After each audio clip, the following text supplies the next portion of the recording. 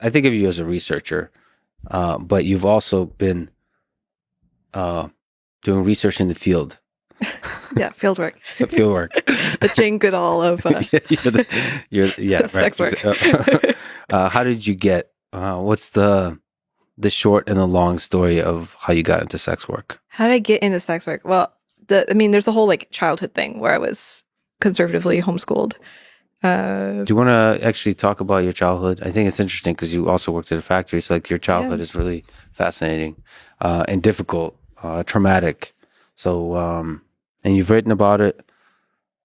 There's a lot of ways we can talk about it, but maybe what are the things you remember, the good and the bad of your childhood, of your maybe interaction with your father?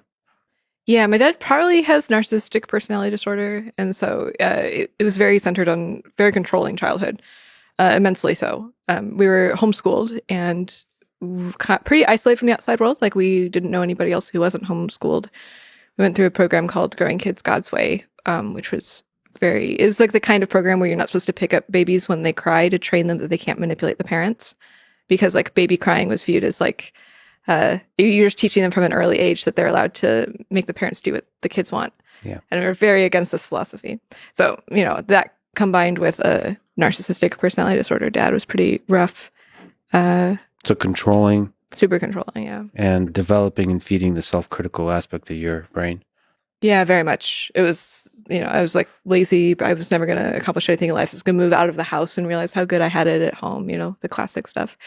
He was very like logical and smart though. And so he would also like teach us logic stuff. I remember some of my earliest memories are him like giving me basic logic puzzles. Like the dog has 3 legs, how many dogs have 4 legs? And I would mess up but he was a evangelist, basically a Christian evangelist. So we did like Bible study 5 nights a week. I memorized, I think, 800 verses of the Bible by the time before I became an adult.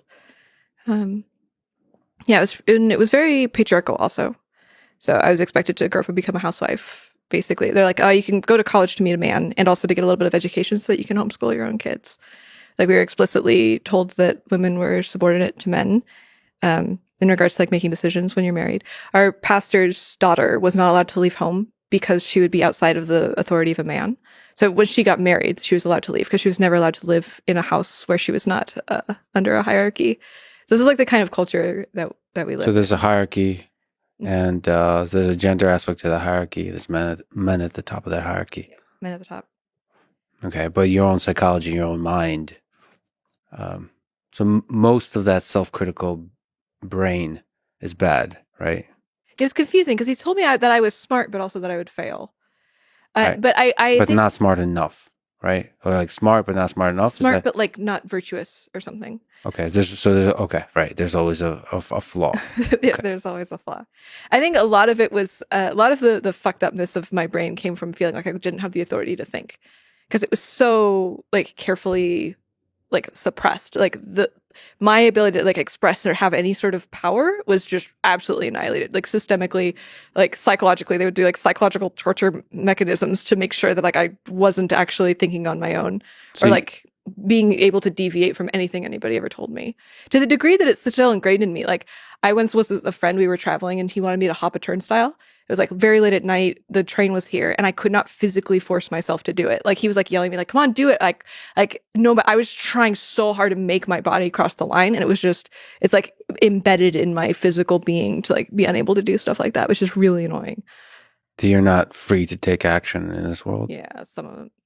So it's that was, I think, the most annoying part of my upbringing. Would you classify it as like suffering? At the time, yeah, definitely.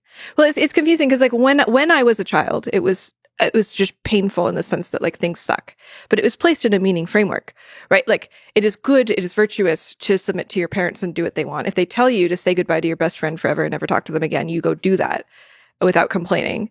And so like I would go do something like that and I would like, it would suck. It really was like concretely painful, but it was also placed in this narrative where I was like fulfilling some sort of greater purpose. Sure. And so it's very confusing to refer to it as suffering because there's so many painful things we do today that are placed in the narrative of a greater purpose that like I think I would agree with. Like I go get a medical procedure done and that sucks, but I'm like, this is helping me in the long run. But like say if I got abducted to an alien planet and they're like, by the way, all of those medical procedures you got done, like you didn't have to get them done. Those are totally unnecessary. Then I might get really upset about it. Yeah. I wouldn't trust those aliens though, because they probably want to do different medical procedures. This is true. I saw a thumbnail for a video that I'm proud of myself for not clicking on about a man who has claimed that he had sex with aliens. And I was like, for not clicking on that? Because I was wondering, because I would probably watch it for like 20 minutes, and then I should be doing work. Oh, I see. So like and I'm actually happy because I get to imagine what is all the different possibilities that it could have been for that man who had sex with aliens. Did you have like a really high like resting happiness state? Yes, yeah. That's probably like a mushroom state, yeah. Wow. Do you do mushrooms? I've done mushrooms before. It was very awesome. Cool. But like more intensely awesome. But like because I was just looking at nature, it makes nature even more beautiful, I think. But it's already pretty beautiful. I haven't done MDMA. People say that I should. It's very nice, yeah. Yeah.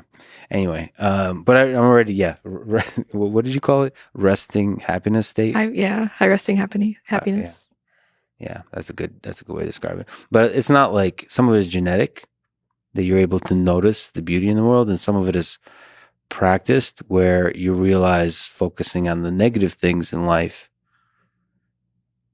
like unproductively, is it just doesn't help your mind flourish. So like you just notice that, and it's like, I mean, I think people with like depression learn that, or like probably with trauma too. Is like there's certain triggers. Like if you suffer from depression, you have to kind of consciously know there's going to be triggers that will spiral, like force you to spiral down, and so just avoid those triggers. Some people have that with diet, with food, and so on. And so I just don't like whenever there's shitty things happening or shitty people. Unless I can help, unless I can somehow help, like why focus on it? Yeah. Anyway, back to your upbringing. What was the journey of escaping that? I left home like kind of early, because my dad and I were not getting along by the time I was a teenager. But I still Christian for a while. And I lost my faith after I think I moved away and I started having friends that weren't religious or like weren't raised in this super conservative environment that I came from. And I think this was not conscious at the time. This is my hindsight story. But I believe that like being exposed to a culture in which I had the capacity to believe, like allowed my brain to actually seriously consider the thought that maybe all of this stuff was untrue, that I'd been taught like 6,000-year-old Earth and evolution is a lie, macroevolution and all of this stuff. Because like when you're immersed in an environment like that, I don't think you actually have a choice. Like your brain has to believe these things because this is a survival thing. Like if you believe this, you'll be if you believe the wrong thing, you'll be totally cast out. Even if they're not going to cast you out, you're going to be cast out in like communion with others, because we were always told that you can't like trust non-believers. Really, they don't have a moral compass. They're going to screw you over. And so I'm like, oh, I can't be that. Like everybody's going to outcast me internally. Yeah. So anyway, I don't think I actually had the capacity to seriously question my faith, even though I thought that I was questioning it quite hard, until I got into an environment where it was safe to do so. And once I started being able to make friends who were not religious, I'm like, oh, if I lose my faith, I'm still going to have some sort of community. And then at that time, I went through some questioning, and then I lost my faith. So in that, given your friends, given your situation, you now have the freedom to think, essentially. Mm-hmm. Or at least the ability to think of something that was acceptable in the new culture, yeah. Without, I mean, is there a danger of like adopting the beliefs of the new culture? So like, there's some aspect of just being able to think freely, which you weren't able to do when you were growing up. Mm. Just to think, like look at the world and wonder how it works, that kind of thing. I mean, you were, but within certain boundaries. Like there are certain basic assumptions. And as long as you were following those basic assumptions, which is, to be fair, is like kind of what we're doing now. Like have I gone and done the personal research that like evolution is the thing that's going on? Have I looked at like the age of the stones? No, I haven't. I'm trusting other people. Yeah.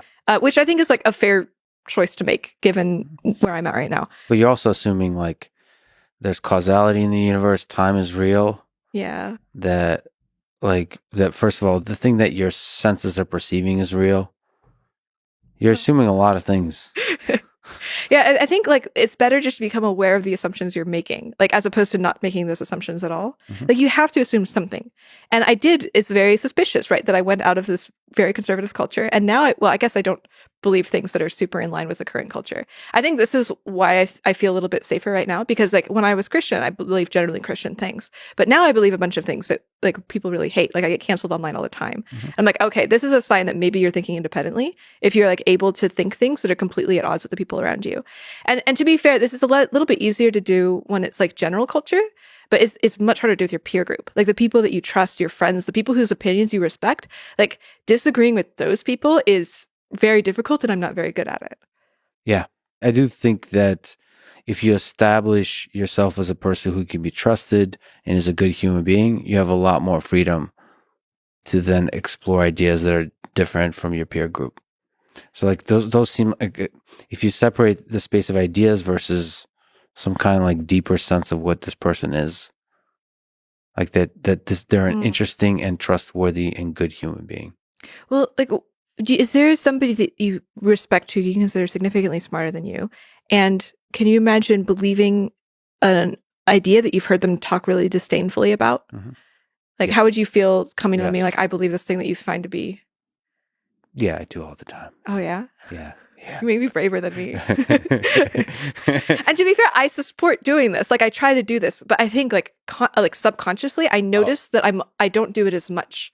And so I'm suspicious of myself. I'm like, I wonder if I'm hiding to myself like actual curiosity about things that might deviate from my peer group, because I notice that I'm not actually deviating with them as much as I do with the outside world. Yeah, it's interesting. I mean, like, because I do see most people I interact with as smarter than me, but I also have this intuitive feeling that dumb people, which I consider myself being, have wisdom.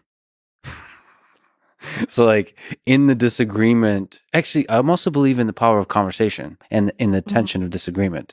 So I think I even just disagreeing from a good place, from a place of like love and respect for each other. I think I just believe in that. So it's not like individuals you're disagreeing. You're like working towards arriving at some deeper truth together, right? Even if the other person is smarter. Maybe that's how I justify it for myself. I'm also a fan of conversations because like I've seen just listening to conversations, it seems like a great conversation more emerges from it than the sum of its parts, right? Like somehow two people together can do like that dance of ideas can somehow create a cool thing. By the way, I saw a video of you dancing at a bar drunk. It wasn't the bar drunk. He didn't look drunk, but just the dancing. Oh. It was like ballroom dancing type of thing. I was like, yeah. Something like that. I've been doing a bit of tango dancing. I like it. Argentine? Mm-hmm. Nice. I like stuff with the body in general, like wrestling or combat. Like usually when there's a tension, you have to understand the mechanics of how two bodies move when they're in conflict. And dancing is similar. Like you have to do like rapid thinking also, like rapid intuitive physical thinking, and that's my favorite kind of thing.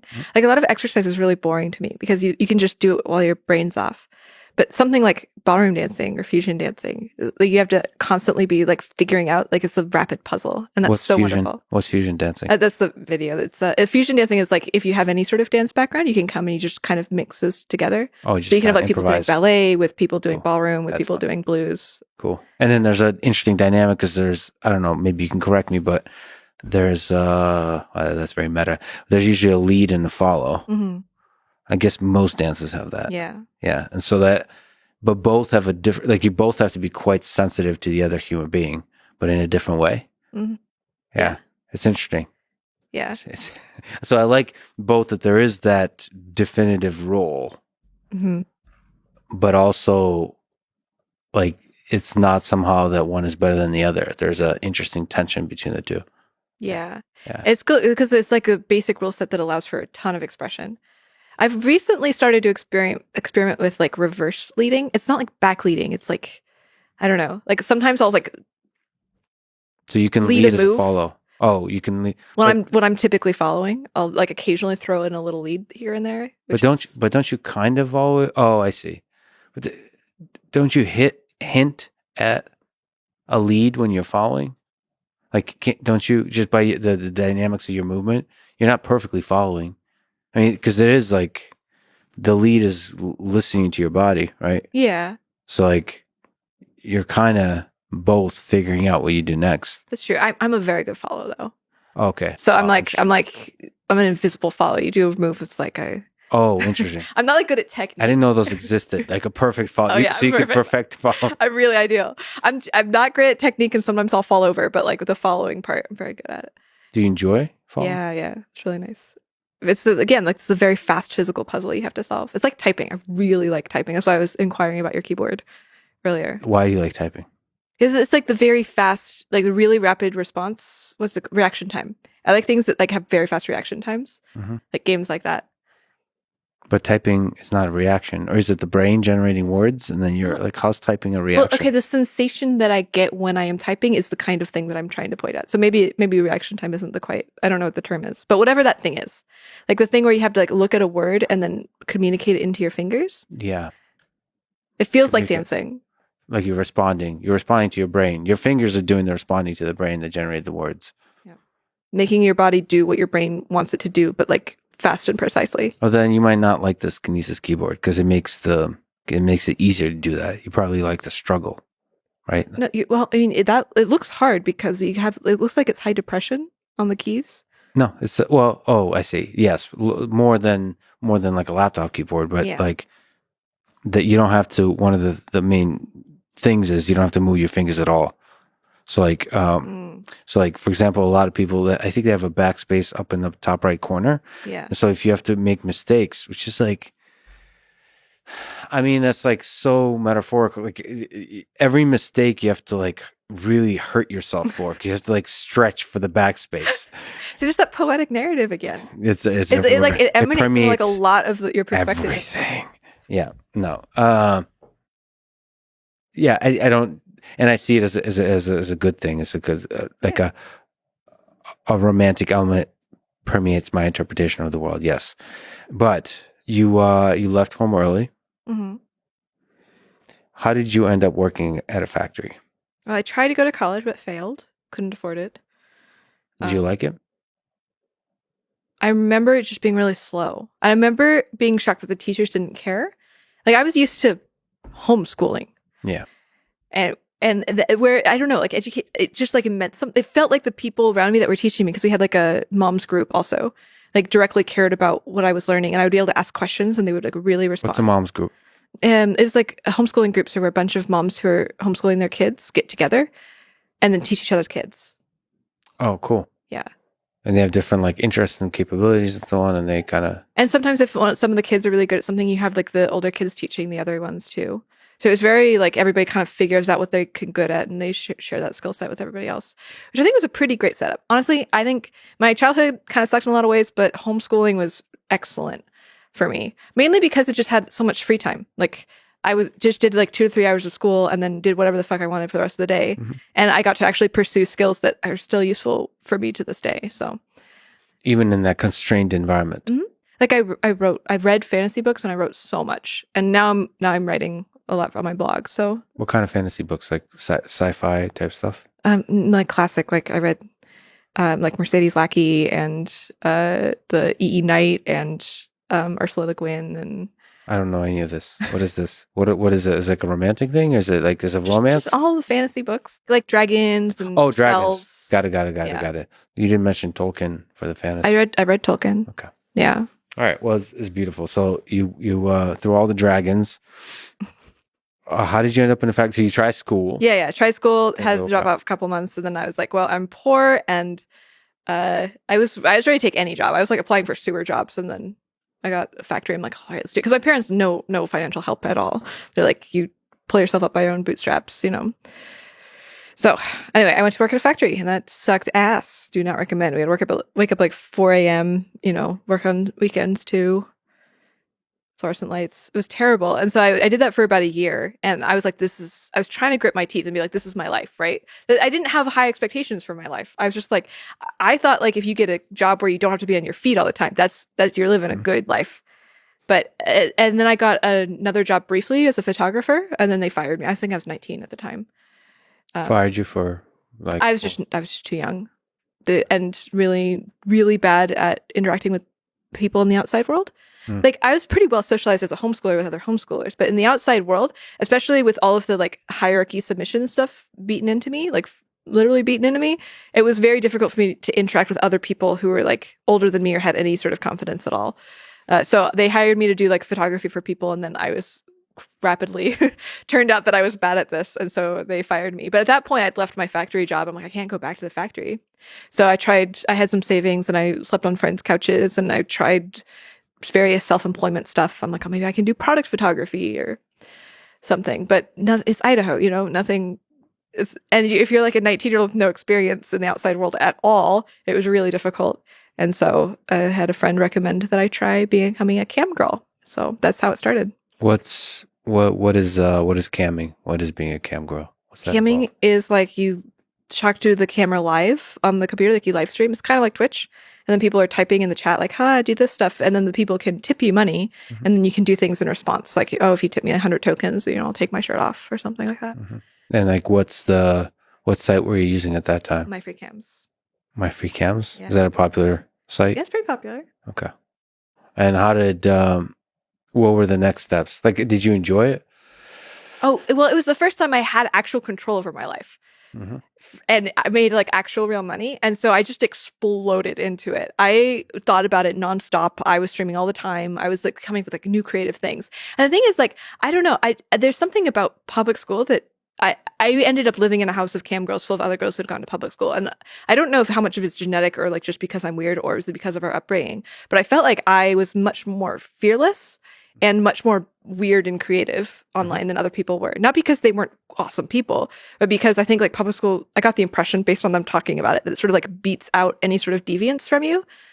Like more so than because I got the... Oh yeah, we had moral deviance was beaten out, but like you could do whatever. Creative deviance wasn't so much. Like I didn't have other kids making fun of me ever. I don't think I'd ever heard an insult about my physical appearance as a child or teenager.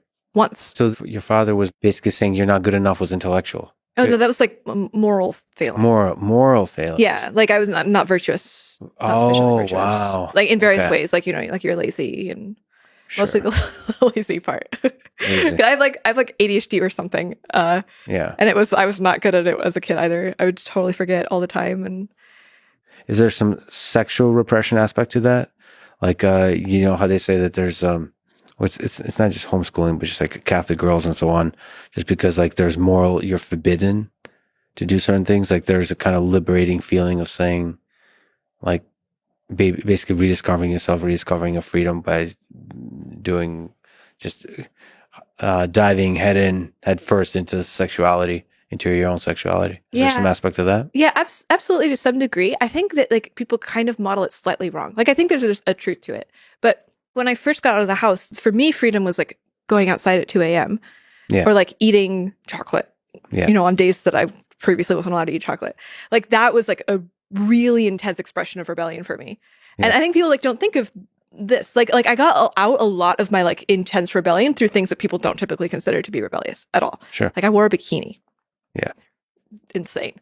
And just like walked around in it and like, I can do this. Yeah, basically. Yeah. And so like this was most of that emotional processing for me. And I took me a couple years from leaving home and all of that conservative culture into doing sex work. In the meantime, I did try having sex with a lot of people, but this was mainly because I didn't know what the norms were. I didn't really understand. I was just like, okay, take things logically, take things one step at a time. And I'm like, okay, if the whole previous set about like how I'm not supposed to kiss somebody until the altar of marriage, if that's not the way that things are supposed to go, then what is the way things are supposed to go? And I was like, well, if I am aroused, I should go have sex with someone, right? Is there any reason not to? No. So I would go around asking random people to have sex with me. Did you have any peer pressure saying like that's not good or that is good, or like did you feel any currents of society in any direction? Or you independently just thinking like from first principles? I think, I mean, like, I'm not saying it was a clean thing. I'm sure that I was experiencing society telling me this is bad. But you have to know, like, I wasn't watching normal movies when I was a teen. Like, we watched Christian movies. The stuff that we watched was filtered. Like, I watched the Titanic, and I had no idea that Jack and Rose had sex because it was put through a filtered. Wait, did they? Yeah, they went and, he painted her naked, and yeah. There was a scene in a car on the ship. On the ship. Yeah, they had like cars in storage, and there's a hand. I watched it again later, and I was like, I don't remember my the God. sex scene. Well, maybe were you also put through a filtered version? Maybe it's the filter I see. Like, did the couple in the Notebook also have sex? Because maybe for romantic movies, I focus on the romance. Maybe, right? And the sex scenes are always like weirdly filmed in these. Yeah. Because it's never, I mean, it feels more like romance than sex. I guess that's the main focus of this, right? Yeah, that makes sense. Yeah, anyway. So they had sex. It's good to know now. They did. I'll go back and watch now. You have your own fact personal check. filter on your brain. And once you realize that there are some, like the foundation of your beliefs were wrong, then everything might be wrong. And you kind of just doing from first principles. First principles, basically. And again, like not totally separate from culture, but also I think in general, I also have a predisposition to just be like, fuck what culture tells you. Just figure out what's right for you and do it. And so that mixed with, the figuring things out from first principles. I did eventually figure out that I didn't like having casual sex with just anybody quite as much. So I stopped that, but it took me a while to figure that out. What's the negative of casual sex? It's just like not good. I mean, if you like figure out the chemistry you have with someone better, then it can be a lot nicer. But I wasn't doing that. I was just like somebody I met and I'm like, you seem kind of cute. Okay. Mm-hmm. Like I didn't bother to try and develop just any chemistry. I mean, I didn't chemistry even outside of sex, just chemistry, like human chemistry, like just basic conversation. Yeah. Okay. It's like kind of cringy, but I would walk up to guys or send them messages. Like, would you like to have coitus? Is what I would say. You would say coitus. I had said that. I mean, it's kind of cute in a way. It's a girl asking you to get laid, so they probably didn't care that much. But anyway, I'm saying that like I had a lot of rebelling out of my system by the time I started sex work. Yeah. So like for me, like maybe I'm sure it was somehow related because we were extremely sexually repressed growing up. I remember the day I learned I had a vagina, which was absolutely horrifying. Do not recommend figuring out you have another orifice in your body. But like, do you want to share the process of you figuring out that you had a vagina? They told me I had a vagina. Oh, like intellectually, like there was somebody said you have a vagina. Vagina, yeah. And that was horrifying to you. Yeah, I didn't know I had. Because you weren't supposed to ever like touch or look at yourself ever. So I never did. It was really disgusting. And so I had no idea that what was going on in my genital region. And so one day my mom sat me down, I think it was like 9 or 10. And she was like, there's another opening. What? And you're going to bleed out of it, is what she told me. Well, you're going to bleed out of it for a while. And I was like, what the fuck, Mom? I didn't know what the word fuck was, but I would have said that if I had known. When did you first learn the word fuck? Oh, I think I learned it when I was at a playground and it was written somewhere and I read it out loud and then a kid next to me started giggling. Mm-hmm. Did you say fuck again for a while? No, I think the next time I swore the first time when I was 18. Like intentionally said a swear word when I was 18. Did it feel good? I was like really nervous. It was like nerve-wracking. Swear word? I mean, fuck's pretty good. Yeah, fuck's pretty good. Yeah.